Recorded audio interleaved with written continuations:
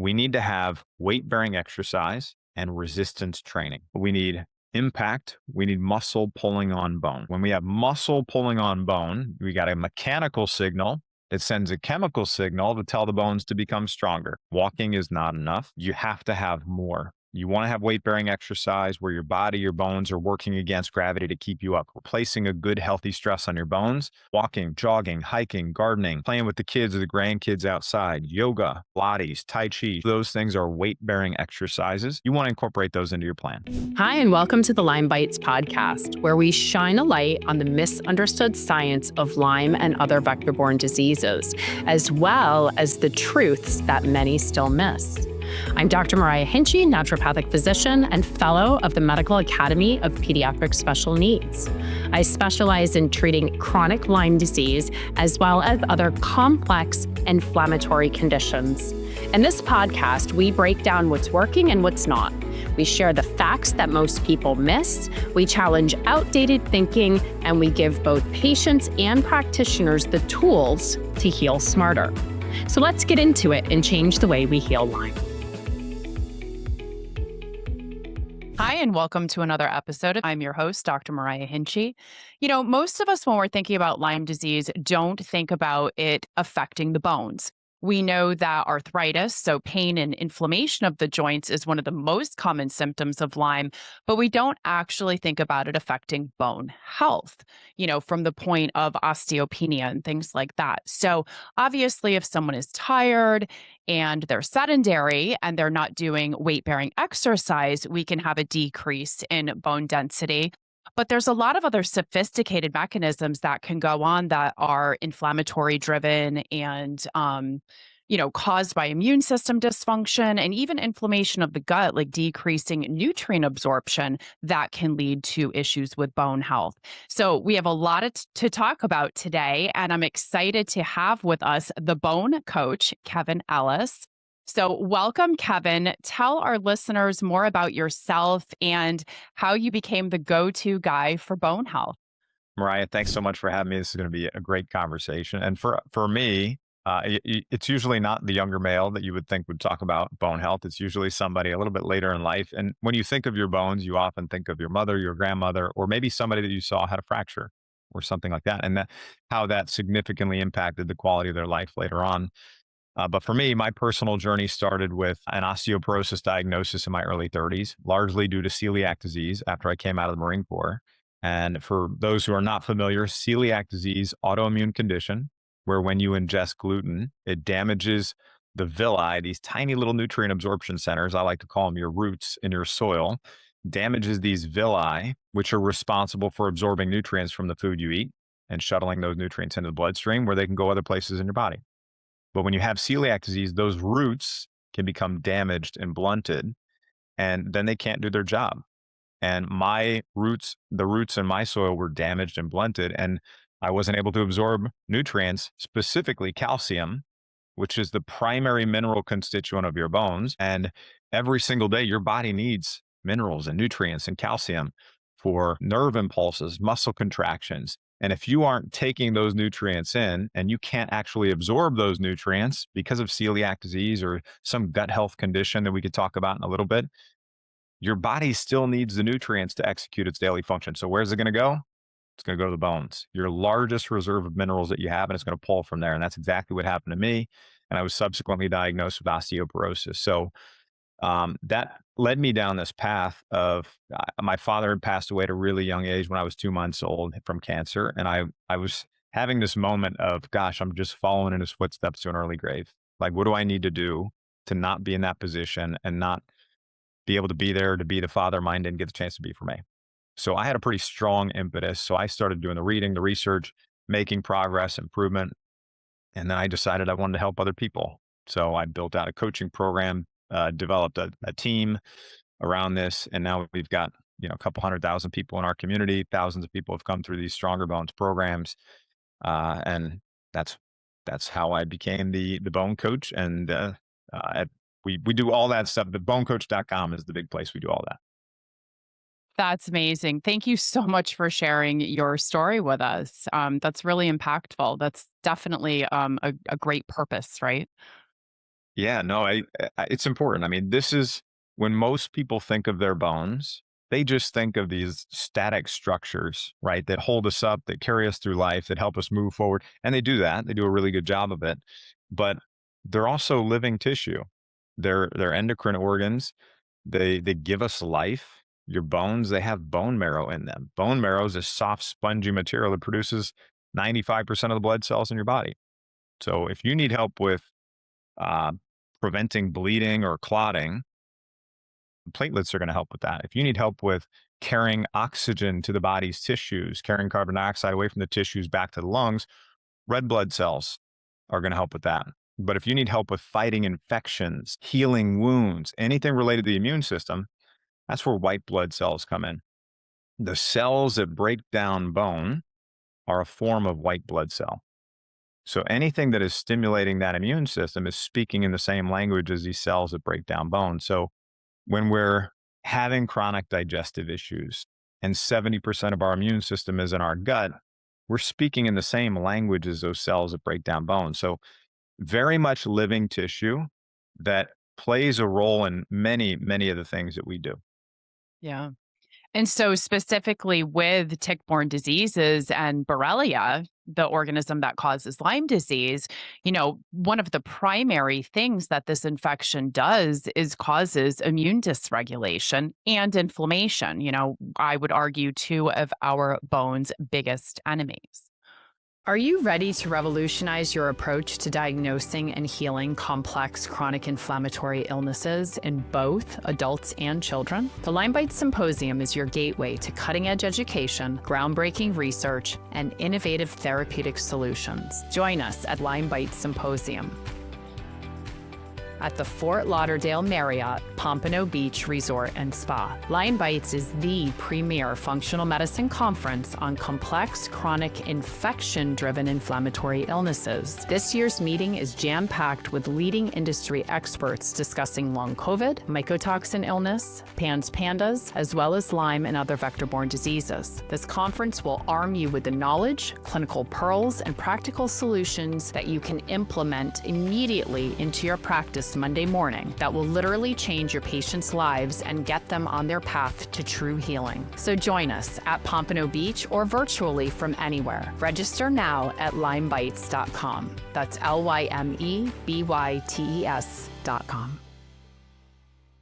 Yeah, no, absolutely. And there are some big connections between, well, if we're talking about Lyme and its connection to bone health and osteoporosis, there are some major connections I'm going to point out right now. So the first one is that we know that Borrelia infection in humans is associated with an increase in rates of osteopenia and osteoporosis. And that's going to increase the risk of fracture. So osteoporosis, it literally means porous bone.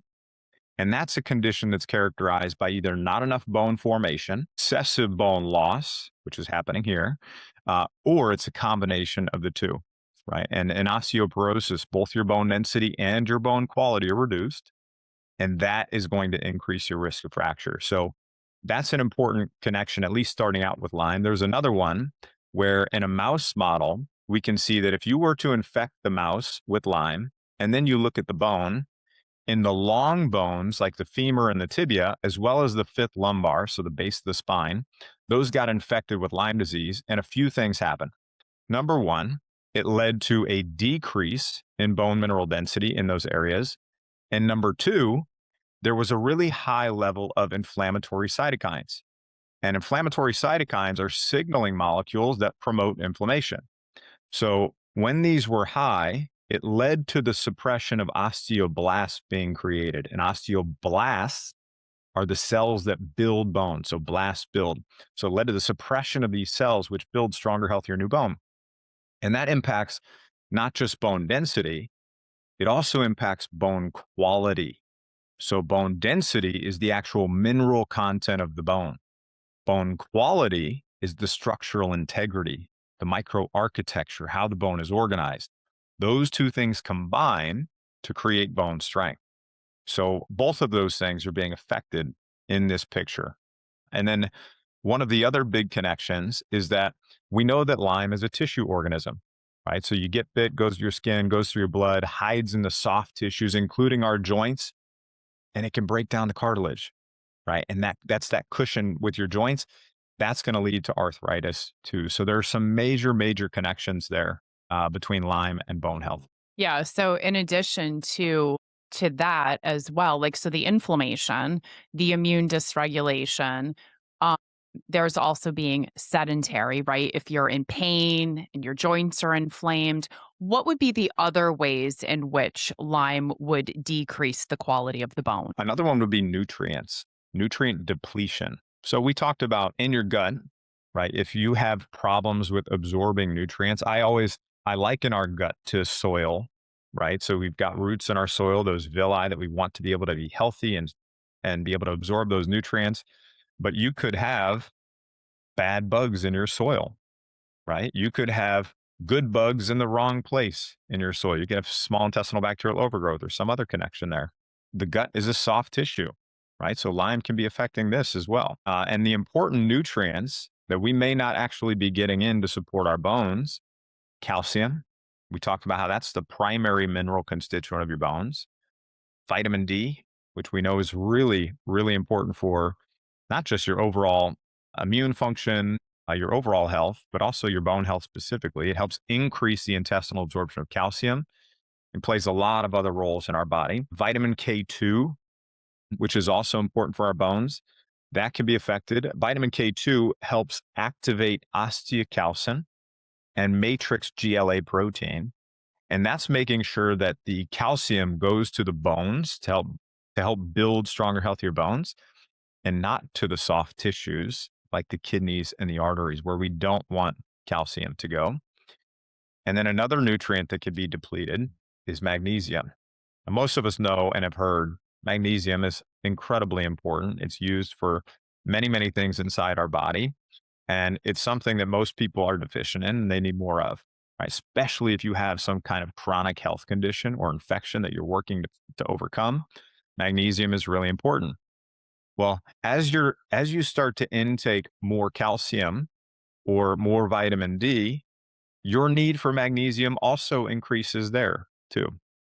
And another important connection between magnesium and the health of anything, or at least rebuilding things in our body, is you need magnesium to do that. So, for example, when you take in protein and you break it down into its smallest form, amino acids, those amino acids get absorbed, they come into your body.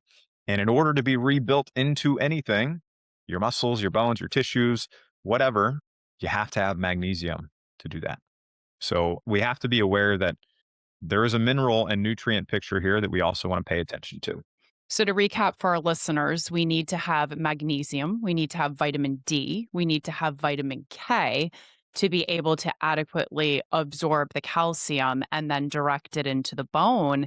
And then also, I think the higher your protein intake, the more minerals you need to buffer the acidity of the protein.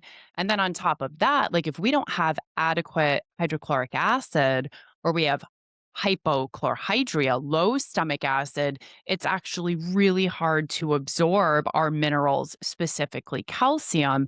So that can be an issue too. Do you want to talk a little bit more about that and how that can impact bone health? I'm so glad you brought that up. This is a major, major thing that I see with a lot of people. They think they have too much stomach acid because Hmm. they're having some acid reflux or some heartburn or something like that. And they think that it's because they have too much stomach acid. So they go to their doctor and their doctor gives them an antacid, a proton pump inhibitor, or an H2 receptor antagonist drug. So these would be like omeprazole, Nexium, ranitidine, Zantac. And these medications, number one, the majority of the time when people think they have too much stomach acid, it's actually they have too little. Okay. But once they go to their doctor is going to recommend one of these drugs to reduce the production of or increase the suppression of your stomach acid. The reason that's a problem is exactly what you just said. You need stomach acid to properly break down and extract nutrients from your food, like amino acids, the building blocks of protein. Your bones are 50% protein by volume. They need amino acids, calcium, magnesium, iron, B12. If you do not have adequate stomach acid, your body and your bones will be starved of these nutrients. So, really, really important to make sure you have good stomach acid production. Absolutely. And then what about the microbiome? Because that plays an important role as well, right? Not only in the immune system and our body's ability to deal with inflammation, but also with bone health. Are you suffering from Lyme disease or another complex chronic illness and aren't sure who to trust when it comes to herbal supplements? Hi, I'm Dr. Mariah Hinchy, founder of Lymecore Botanicals. As a naturopathic physician specializing in complex chronic infection driven illnesses like Lyme disease, I needed herbal medicine I could truly trust. That's why I formulated Lymecore Botanicals, where our herbal tinctures are handcrafted in small batches right here in Connecticut. We use the whole herb, never isolates, to preserve the full spectrum of medicinal compounds. Every single step from sourcing to extraction is done with precision to ensure maximum purity, potency, and consistency. These are the same herbal formulas I use to heal myself and have used for years to help my patients and family members heal too. And now I'm making them available to practitioners and patients everywhere. Lymecore Botanicals, herbal medicine you can trust from a doctor who lives this work. Learn more at Lymecore Botanicals. That's LYMECORE.com.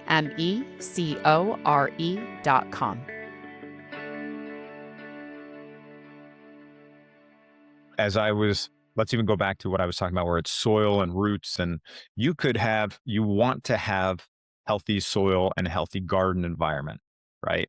If you have certain infections, or you have parasites or bad bugs in your soil, or maybe they are good bugs, but they're just in the wrong place. Small intestinal bacterial overgrowth, small intestinal fungal overgrowth. You need to be able to know so that you can address those. So getting a good gut health test, a good functional gut health test can be really, really helpful. So you can look at the markers. See, do you have some kind of gut infection that needs to be addressed, that needs to have some protocol developed around it? And you work with whoever you're working with, whether it's your functional provider or, Dr. Mariah or whoever, you're figuring out what it is at the root of all that so you can actually address it. Yeah, that's a great point. Definitely finding a provider that knows what tests to order because there's just so many different things out there. And a lot of them, I have a lot of patients, they're like, oh, I had my stool checked. And it's like, they had an O&P. And it's like, whoa, like that's not what we're talking about. You need Yeah. something that's evaluating your full digestive abilities and analysis, the microbiome, looking to see if there's an overgrowth of opportunistic bacteria or fungi. And do you have enough of the various strains of healthy probiotics, much less parasites and things like that. That's kind of like the tip of the iceberg when it comes to, doing like a stool test. So that's a Yeah. really good point. Yeah, and Um, I would say too, if you go to your conventional physicians, they're not trained in the functional tests, right? I have actually taken in the past, a long time ago, I've taken functional tests in, and they poo-pooed on the actual test, like it wasn't actually a valid or legitimate thing. But we know when you get more into the naturopathic functional side, and you can do some of these tests, there is some valuable data that can come from them. So yeah, definitely worth exploring. There definitely is. And, just how you started this whole discussion here, like your issues with your bones came from your gut. And it's funny because we keep coming back to the gut. And even with all of these tick-borne diseases, they affect the gut. And a lot of people don't realize that. And it's like if your gut isn't functioning properly, it doesn't matter what supplement you're taking, it doesn't matter what herb you're taking, it doesn't matter what you're doing because you're not going to be able to absorb and utilize it. Yeah. And you have increased toxicity, right? Which is going to cause a whole host of other things because you're basically leaking your toxins back in through your gut, which is supposed to be able to get them out of the body. I was taught in school, like, if you don't know what to do, treat the gut. And I have to say, the longer and longer and longer I've been in practice, the more that has rang true. So, what do you suggest people with? Because the majority of our listeners have some sort of tick-borne disease or have a loved one who does or suspect that they do. In addition to treating the infections, which is the obvious piece, and maybe even focusing on regaining gut health and things like that. How do you suggest that that people look at bettering their bone health when they have these infections? Well, I break it down into a couple different big steps. The first step that I break it down into is identify. Identify and address root cause issues of bone loss. And we can look at different markers to see the state of your bones even before or after or in between bone density scans. So a bone density scan is a test that you go and get that'll actually tell you your bone mineral density, and it'll help you understand if you have osteopenia or osteoporosis, right? So you get this test, but that only gives you one data point. It usually only gives you your bone density. There are other tests you can look at to understand your bone quality, the structural integrity of the bone. There's one technology called TBS, trabecular bone score. This is like an add-on software to the bone density scan. If you're going to get a bone density scan, call the facility ahead of time and ask them, hey, do you have this technology? And they could do it at the same time as your scan. There's also something called REMS, more prevalent in Europe right now, not surprising. It's trying to make its way into the US, but it is an ultrasound technology that tells you your bone density, your bone quality, and gives you a 5-year predictor of fracture. That's another tool that you could use to really start to understand the picture of what your bones look like, the total picture. And then there are diagnostic or lab marker tests that you can look at, which are called bone turnover markers. And these tests can help you understand the activity level of cells that are breaking up and breaking down and building up your bone. So the most sensitive marker for bone resorption or breakdown is serum CTX or C-telopeptide test. This test looks at the activity level of cells that are breaking down bone. And if that activity level is elevated or really high, so in somebody that has Lyme or some other condition, if you look at that, I would bet there's probably some elevation in those markers. We want to see that coming down. You can see improvements in these numbers in 3 to 6 month periods, right? So you would only get a bone density scan every 1 or 2 years. But if you're looking at these bone turnover markers, you can look at them every 3 to 6 months. So those can be like leading indicators that you're moving in the right direction. And then if you're looking at bone resorption or breakdown, you also want to look at the other side of the picture. You want to look at bone formation. What does that look like? So we have the most sensitive marker for bone formation, that is P1NP, procollagen type 1 N-terminal propeptide. That is the most sensitive marker for bone formation. So you look at those and you want to see bone resorption coming down, bone formation coming up, the ratio between the two improving. 3 to 6 month periods, you want to see that happening. So those are some ways, those are like starting points for anybody. If you've got Lyme or you got something else, you want to understand the state of your bones, that's where you start. And if that activity level is elevated, that bone resorption is high, now we got to figure out what's the root cause of that and address that. So if So we know, let me interrupt you just real sure. quick.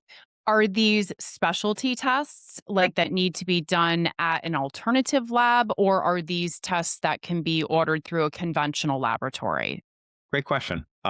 They can be done through conventional. Sometimes a GP will order them, a general practitioner will order them, but sometimes they won't. If they don't understand the interpretation of the test, bones have a little bit of nuance to them. So they might try to refer you out to an endocrinologist or a rheumatologist. Sometimes the endocrinologist will order them, sometimes they won't. If they won't, we teach people how to go outside and get those tests ordered. You can go to functional practitioners, get those tests ordered. So there are ways to get the answers in a cost effective way too. So, Kevin, jump back right back into what you were saying. So that's the first part.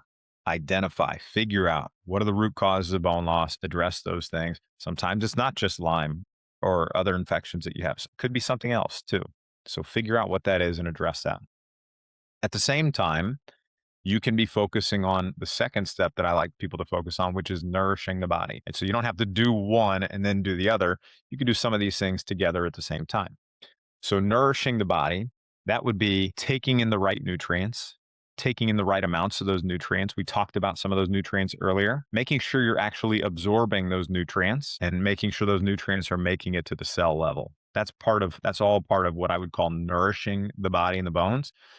And we talked about some of the important ones: calcium, magnesium, vitamin D, vitamin K2. I would say vitamin C is another really important one for not just your immune health, but also your bone health too. If you remember, I said that your bones are 50% protein by volume. Well, that protein it's a collagen protein matrix structure. that has minerals kind of laced into it. Vitamin C stimulates procollagen. It enhances collagen synthesis and it stimulates something called alkaline phosphatase activity, which is a marker for bone building cell formation, which is pretty cool. That is, vitamin C is great. If we don't have enough, especially long term, that's going to increase our risk of fracture too. So, vitamin C, really, really important to make sure you have incorporated into your plan. And then we talked about nutrient absorption already. If you have chronic digestive issues, bloating, belching, burping, gas, constipation, diarrhea, IBS, loose stools, there's a good chance something's going on with absorption, right? That has to be addressed. So let's figure out what that is and address it. I talked about celiac disease for me specifically. The only reason I even knew to get a bone density scan was not because the medical doctors that I had met with at the time. It was actually a physician's assistant who like kind of just in passing by was like, "Hey, you have celiac disease. Has anybody done a bone density scan on you before?" Me, I'm just thinking I'm a tough Marine. My bones are fine. Like I don't, and it didn't even register. And I was like, "Yeah, I'll do the test." And we went and we did the test, and it came back that I had osteoporosis. And and now I didn't get a formal plan. I didn't even get a phone call, actually. I got a letter in the mail that said, "You have osteoporosis, go on a gluten-free diet." That was the extent of my plan, and it's like, that is woefully inadequate.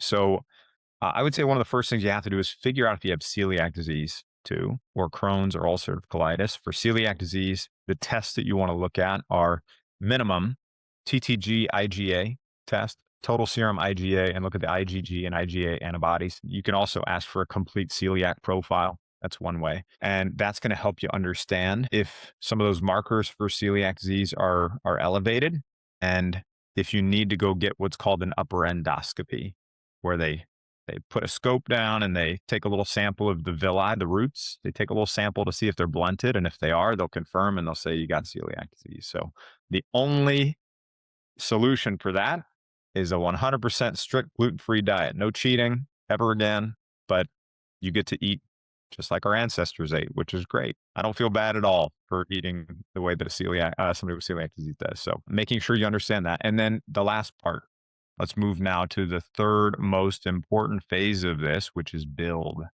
We got to build that bone strength up. So you can figure out the root cause. You can stop losing bone. That's the first step. Can't start going up and improving if you're still going down and losing. Then the second step is nourish. You got to get the nutrients, the building blocks there, make them available, be able to absorb them. And then the third step is now it's time to build. Now we got to get the stimulus that the bones need to become stronger. Because even if you take all the right nutrients and you're actually absorbing them, if you don't provide the stimulus, the bones can't become stronger. So we need to have weight bearing exercise and resistance training. We need impact. We need muscle pulling on bone. Okay. So when we have muscle pulling on bone, we got a mechanical signal that sends a chemical signal to tell the bones to become stronger. Okay. And most of the people are only told, hey, go for a walk, do some walking. That's good enough. It's not. Walking is not enough.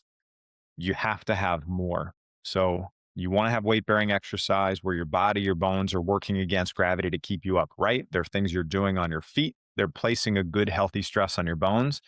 Walking, jogging, hiking, gardening, playing with the kids or the grandkids outside, yoga, Pilates, Tai Chi, Qigong. All of those things are weight bearing exercises. You want to incorporate those into your plan. Okay. And notice they're not all formal exercise. They can still be fun things that you're doing. You want to be aware of non weight bearing exercise, which are things that you're doing where you're not placing good, healthy stress on the bones.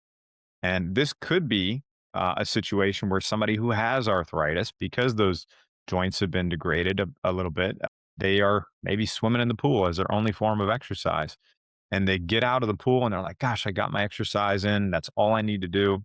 I'm good to go. It's great. If you enjoy doing that, do it, right? If it brings you joy, makes you feel good, reduces your stress, keep doing it. But do not count that as your only form of exercise. You have to bring in resistance training and muscle strengthening exercise. You have to have good, healthy stress. And that's where you bring in whether it's the barbells, the dumbbells, the machines at the gym, or I really like variable resistance bands too. Okay. Mhm. So, and some of the best exercises that you can incorporate for a bone building plan would be squats. This next one sounds intimidating, but it doesn't have to be. Deadlifts, right? If you've never done those before, don't go look at videos and say, oh my gosh, I see this person deadlifting a ton of weight. I can't do that. You don't have to start there, right? You start where you have somebody look at your body mechanics, help you get the right form with lower weight, slowly progress your way up to where you're actually providing the stimulus and the right rep range. 5 to 10 repetitions is great, to where you can actually provide the stimulus your bones need to become stronger. And then another favorite is overhead presses. Right. So those are some great exercises that you can incorporate. And again, you don't have to start really heavy. I would highly suggest you don't. I would start with good form, look at your body mechanics, and slowly progress your way up. Yeah. I think a lot of people think that they have to go out and start running or jogging, and I want your opinion on this because I have patients that come in that are jogging even though that they have Lyme disease or another tick-borne disease that's affecting their joints and eating their collagen and breaking down their cartilage, and so I'm always telling people like, "Look, pounding on inflamed joints, in my opinion, is not a good idea."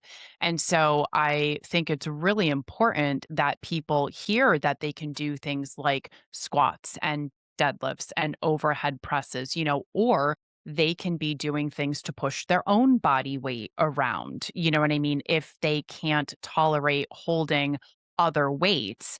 And that is a still weight bearing exercise. And in my opinion, it's better than going out and trying to run or jog, which can then actually be depleting and increase cortisol levels, right? And cause adrenal stress and all of this other stuff that can actually further their immune dysfunction. So I just think it's really important for the listeners to hear, and I do want your opinion. I mean, what do you think about doing sort of like pounding exercises on inflamed joints? Good idea, bad idea? Yeah. I mean, if you've got inflammation and there's clear and obvious pain too, that's not something you want to be doing. How can we put together an exercise plan that helps you provide the stimulus, but doesn't aggravate the pain? Sometimes pain prevents people from doing exercise altogether, which is not what we want, but it can also compromise your body mechanics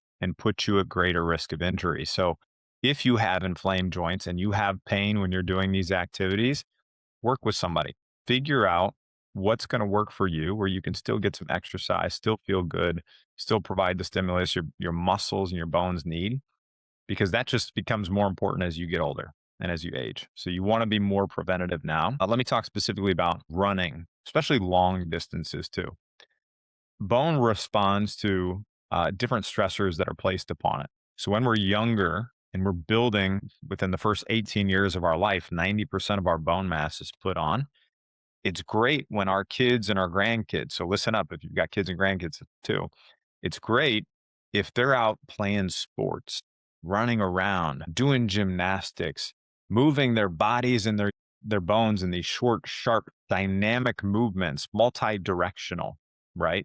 Those different impacts providing different stimulus on the bones that helps build better quality, stronger, healthier bone from a young age. So if we get people doing these things the right way from a young age, we could add an extra 10, 20, 30 years onto their life if we do this the right way when they're younger. So that's why we want kids to not be sedentary. But as we get older too, a lot of people they only do running as their only form of exercise. That's not good either. Think about that. When you're running in, remember I said when you're younger, moving in short, sharp, dynamic, multi-directional movements. When you're running, same pit, pat for long, long distances. That's going to be hard on your joints. And it's also not going to be an effective stimulus for your bones. You're only working your lower half. Think about where a lot of people fracture to their wrists, their forearms. What kind of stimulus is being provided for anyone when they're walking or jogging or running up here in their upper half? None, none.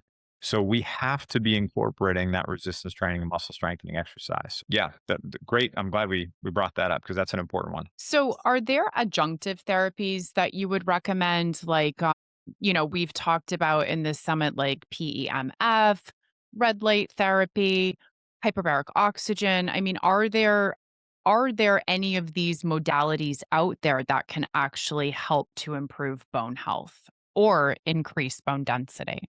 Great question. Yeah. So PEMF could be something that's used. Most of the time I see people, they don't even have the foundational stuff down Yeah. before they start branching into the complementary or additional technologies. But yeah, once you get the foundational stuff down, then you can start adding in other things.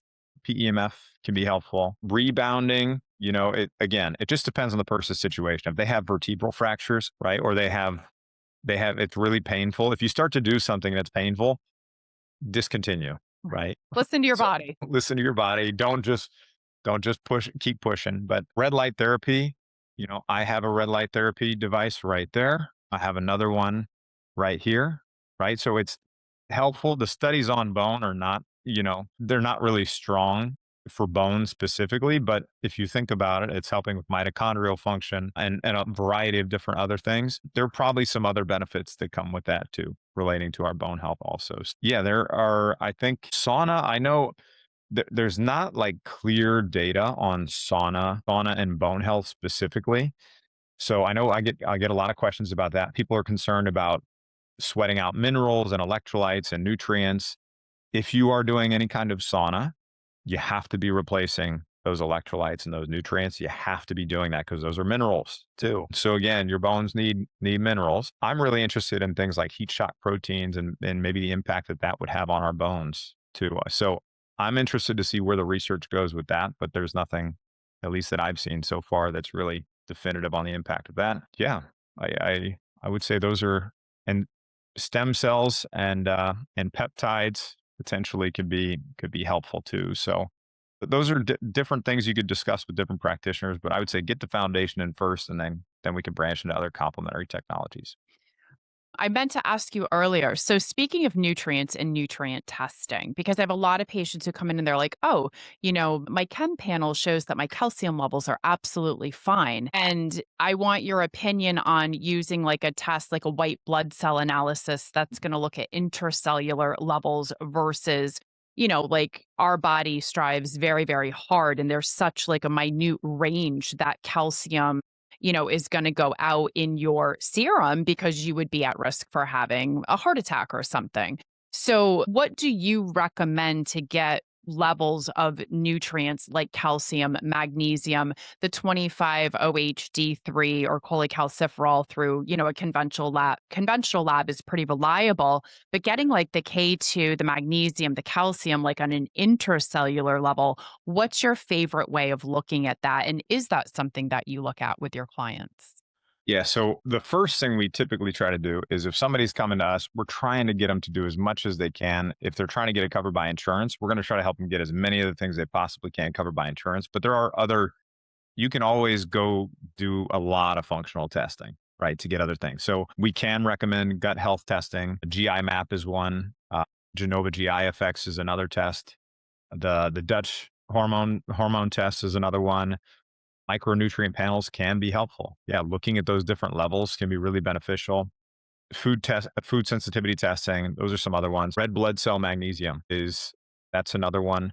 So even if somebody goes to their doctor and they get a comprehensive metabolic panel, the CMP, and that has their blood calcium levels in it, that can actually be kind of telling for another condition that is associated with bone loss, which is hyperparathyroidism. So if somebody has elevated calcium levels, even if you're going to your conventional doctor and you see this on your regular blood test, your calcium levels are persistently above 10, that could be an indicator that you have a parathyroid tumor, typically benign, but you would go then confirm with PTH test, parathyroid hormone test, and also a vitamin D level. And that's going to really tell the picture if you have a parathyroid tumor. So that's actually another cause of bone loss that you can spot in your blood work, even if you're just going to your conventional physician. So that's a big one. Persistently above 10, look at your lab work, go back and look at it over the years. That's something you want to investigate. Then go get your PTH and your vitamin D done at the same time with your calcium levels. It's a really good tip. Thank you.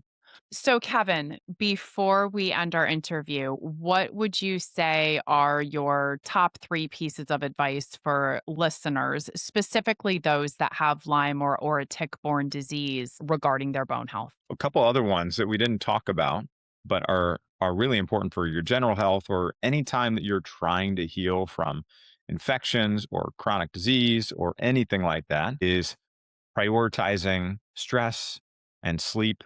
I think are very, very important. If you've got high stress on an ongoing basis, your bones are going to be affected and depleted. If you're not sleeping, if you're not prioritizing your sleep and it's really poor quality sleep, that's going to affect your bone quality. That's pretty well documented. Okay, so those two things specifically reduce your stress. And I don't mean just, taking a sigh every now and again. Cultivate a good, healthy practice of meditation. I personally do 8 minutes of breath work every single morning, which that was kind of the next step. It took me a while to get to that, but meditation is something that can be done at any time of day. And you can just take a deep breath in through your nose, long, slow exhale through pursed lips. Even just doing that a couple times can really, really help reduce that stress response and put you in what I would call the green zone, the rest, digest, relax kind of state. So that's really, really helpful to do. And then your sleep, just basic sleep hygiene stuff. As you get closer in the evening, don't be playing on your devices. Even if you have the dimmers on these iPhones here, and you put it on the orange setting and you slide it down, even looking at that is still communicating daylight to your suprachiasmatic nucleus inside your brain, your primary circadian pacemaker, and it's saying, hey, it's time to be awake and time to be active. You don't want that within an hour, 2 hours, 3 hours of going to bed. Right. So how can we start to slow that down at night and really set the stage for the environment, be dark, be cool, and really get some restful sleep? So those are some other big ones. And just be patient with yourself. Be kind to yourself. It can be really challenging when you have a chronic health condition and you try a whole lot of different things and just hope that they're going to help or they're going to work. And they don't always work. Not all of them do. So you have to develop patience. And I always tell people approach things with curiosity instead of expectation. And if you do that, your disappointment will disappear. So approach it with curiosity instead of expectation. Your disappointment will disappear. And just be kind to yourself. You'll get there. That's really great advice. Thank you.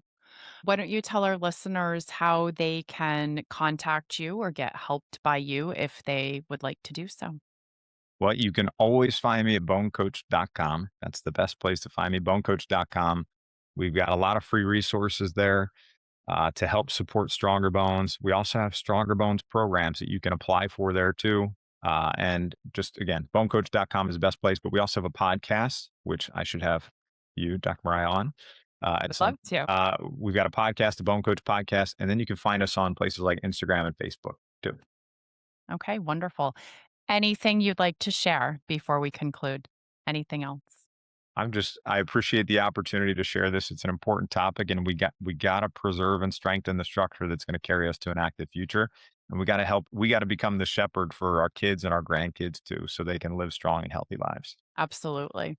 Thank you once again for joining us. And thank you, everyone, for listening. I hope that you have found this information helpful and it helps you on your journey to healing Lyme.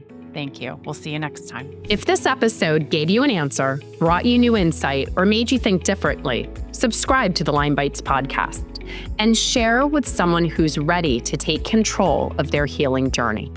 And if you can, please leave a review. It helps others to find the show. Thanks for listening, and we'll see you next time.